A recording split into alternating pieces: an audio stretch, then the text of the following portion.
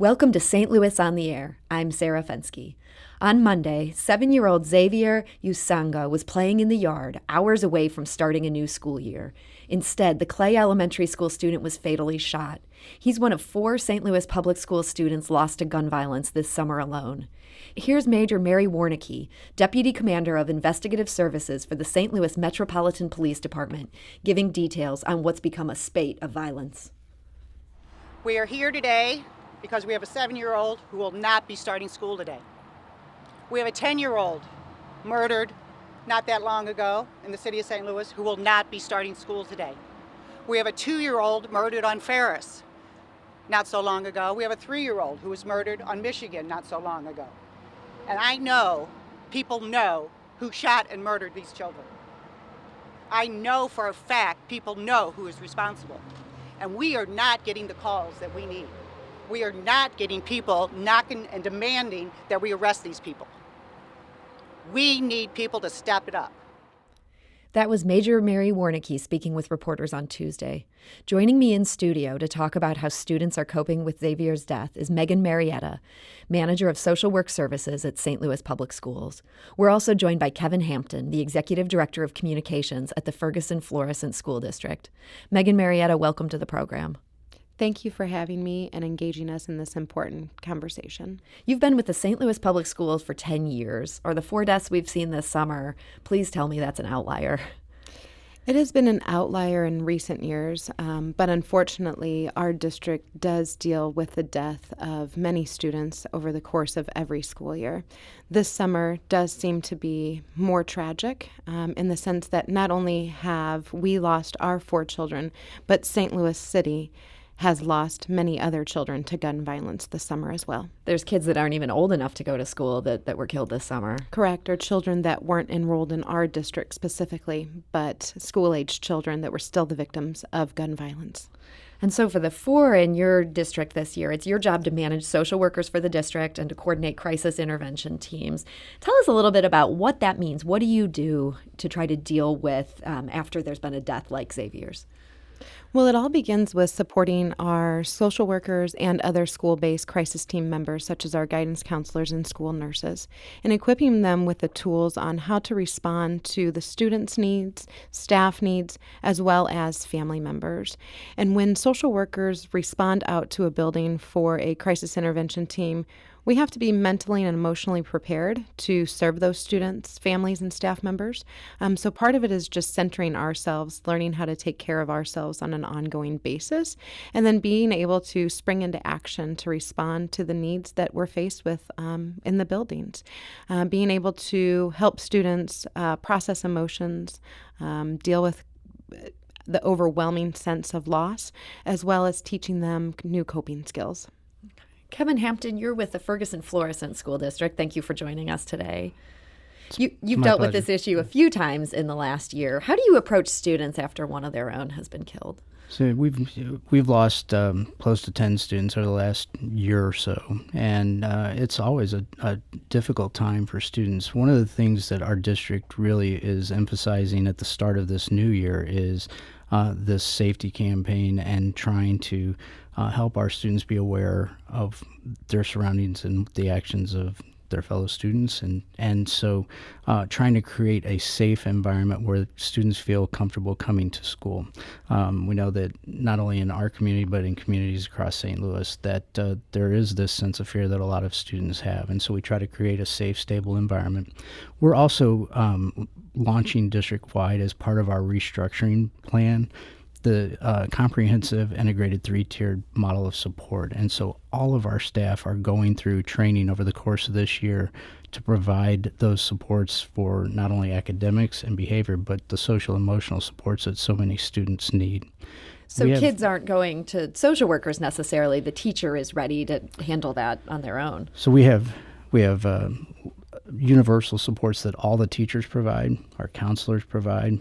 But we also have social workers, we have therapists available, and we have an advisement program where all of our secondary students have an advisor who's working with those students also to provide those supports, to serve as kind of an advocate and a guide for our students as they navigate school in general, but especially when they're dealing with loss that comes from losing a classmate. Each student has one person sort of specially assigned to them. All of our secondary students do have that advisor who works with them, and it's a smaller group, and it's not that same relationship as a teacher and student. It's much more of an advocate.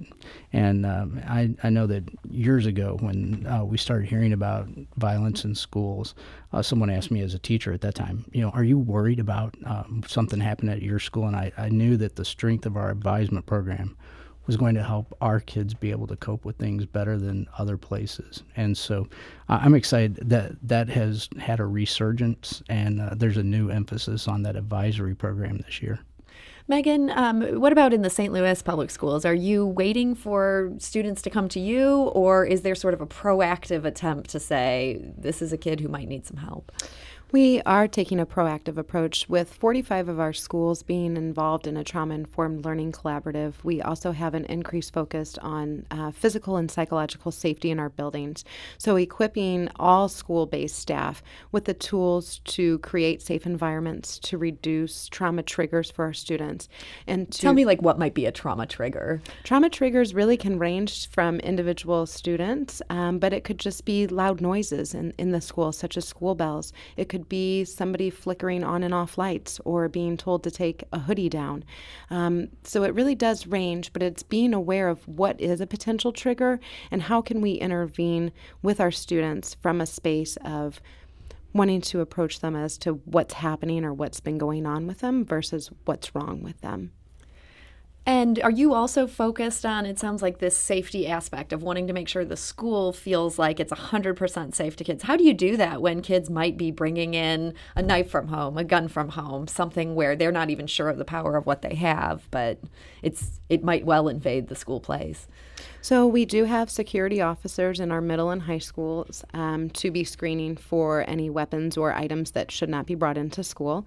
But outside of that, it is about creating safe spaces and really working with staff to give them the tools of providing proper interventions. Like Kevin said, focusing on that tiered intervention. So having universal supports in school, and then moving on to our tier 2 with our small groups that would typically come to the attention of the social worker or guidance counselor, maybe even one of our community partners. And then our tier 3 interventions, so having those behavior intervention plans in place for our students, really involving the families in the interventions as well, and being more proactive in terms of identifying what the student or family is in need of. Kevin?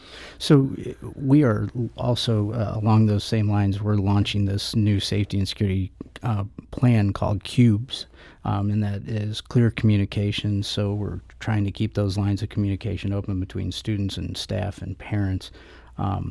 Clear understanding. We have additional SROs, school resource officers, and school security officers in all of our secondary schools, and we have for the first time security officers in all of our elementary schools. And so the focus of them is not policing, but building relationships so that hopefully when our students are out on the street or in the neighborhood and they see someone in uniform, there's less of that sense of fear based on things that they may have experienced in the past, and they'll see hopefully an ally, especially when they encounter our resource officers outside the building.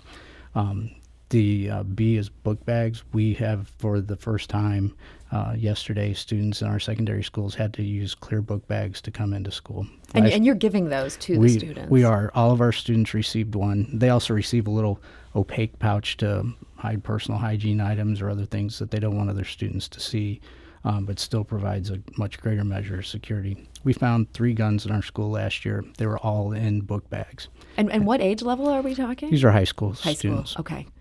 And so we have that as another layer of security. Kids are able to see what the other students are walking around with, and so that they're not wondering what's in his book bag or her book bag. We also have changed our student code of conduct to a student expectation code, and so students, rather than being faced with rules and discipline, understand the expectations that are laid out, and then the consequences that are there if they don't meet those expectations. But it's tried to be a much more restorative approach for our students.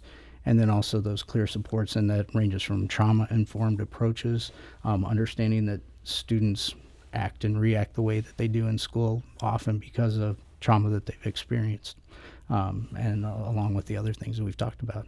How are students responding to these measures so far? So, I had a student yesterday when I walked into one of the schools said, "These bags are so country."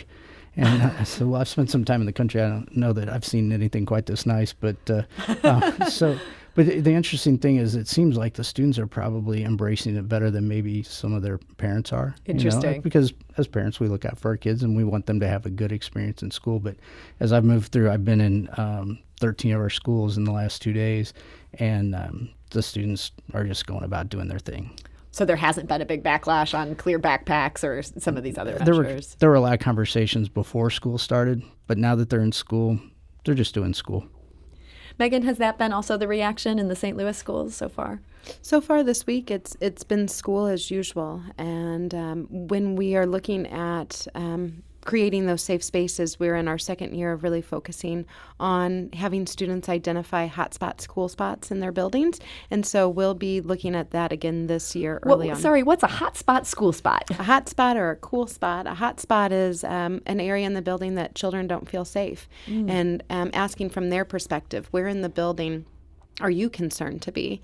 And really making sure that we as the adults are on the same page as them. So often as adults, we think we know what kids want and what they think, but really getting that from the children themselves. What might be an example of a space where they don't feel safe? Something that's dark or isolated? Or Yeah, and a hallway where there's no adult supervision. Oh, okay. Or a hallway where there's a lot of congestion during transition would be an example. Or the cafeteria. One of our elementary schools said that the playground was a safety concern because there was nothing to border the playground and the street, and they were concerned about traffic. And so one of the solutions then is having a gardening club come in and plant some tall evergreens that would at least provide some sort of barrier, some sort of enclosure or safe space for them. It makes me kind of sad to hear this level of anxiety that they have about what I think we all remember childhood as being, oh no, we're just happy going to school. But these are kids who have maybe lived in much more difficult circumstances than many of us are used to. Does that sort of put them on edge in ways that we can't even understand?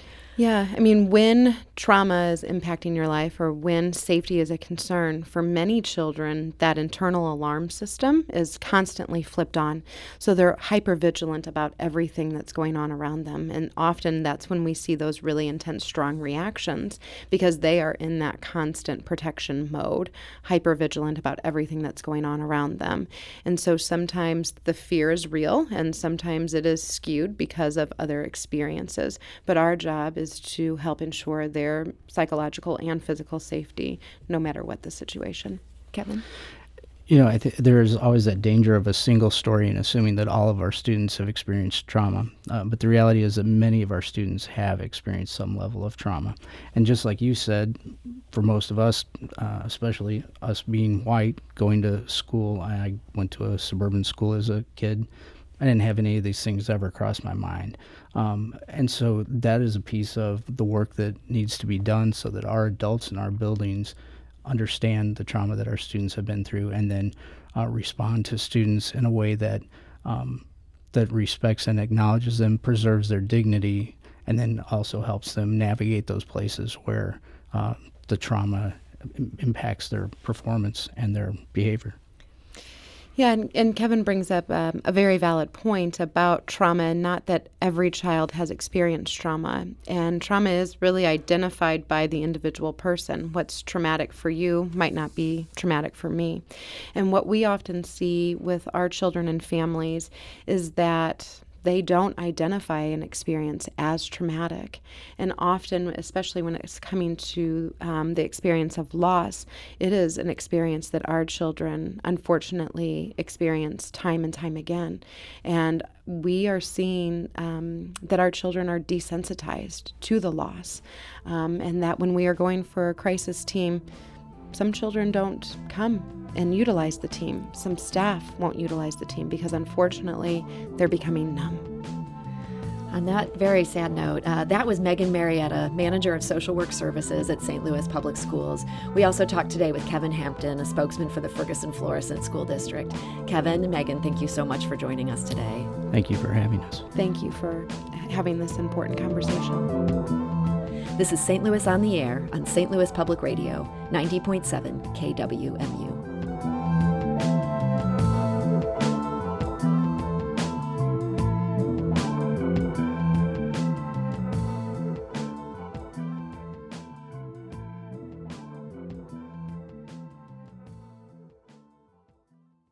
Support comes from the Missouri Forest Products Association, saluting Earth Day on April 22nd with an ongoing commitment to help offset carbon emissions with sustainable harvesting of Missouri forests. Details at choosewood.com.